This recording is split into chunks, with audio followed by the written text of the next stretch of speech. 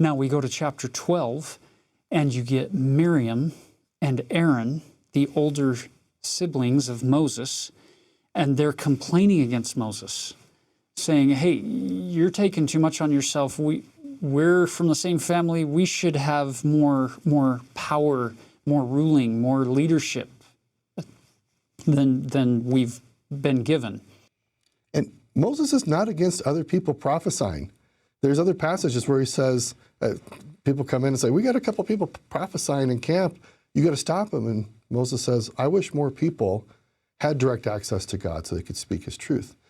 But we have a leadership issue going on here where there are individuals who believe by force of relationship or something they've done in their lives that they are owed the opportunity or the privilege of being the leader, of speaking in behalf or in the name of God. And God's trying to establish that there is an order here. Everybody can have the Spirit. Everybody can receive revelation. But there's an order for who is declaring doctrine that will go forth to the entire group. Now, the fascinating part to me of chapter 12 in this story with Miriam and Aaron is that God doesn't ignore their struggle. He reasons with them, and he gives some pretty interesting descriptions of Moses. Look at verse 3.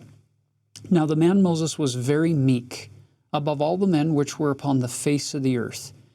And the Lord spake suddenly unto Moses and unto Aaron and unto Miriam, Come out, ye three, unto the tabernacle of the congregation.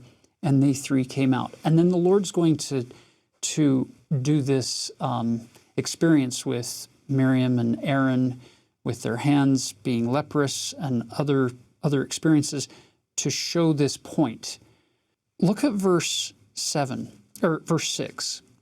And he said, Hear now my words. If there be a prophet among you, I, the Lord, will make myself known unto him in a vision, and will speak unto him in a dream.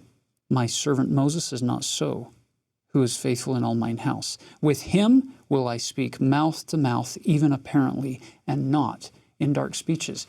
So he's saying, look, don't belittle Moses. He's not a typical prophet. He stands at the head of that dispensation. And instead of giving him symbolic dreams and visions. Exactly. Like, this is interesting. Dark speeches, similitudes. It's actually riddles and parables. Now, God, we know, does speak with parables. That's how Jesus often teaches. What God is trying to make the distinction is, I'm not giving Moses just a bunch of symbolic stories that people are going to have to noodle on for a long time to tease out. Wait, remember, Jesus' disciples did not always understand the parables. What God is saying here is that Moses is the kind of prophet where we are going to speak in declarative statements that are unmistakably clear and no one can make a mistake. So think about the 10 Commandments. Thou shalt not kill. Thou shalt not commit adultery. Okay, that is very clear. That is speaking mouth to mouth. Imagine had God set up some kind of riddle, and we're all still today debating, like, well, did he really mean it's okay to kill or not? I can't tell because this riddle is so complex I can't figure it out. And so God's trying to make it clear that he needs Moses to be the kind of prophet who will speak clearly on very specific things.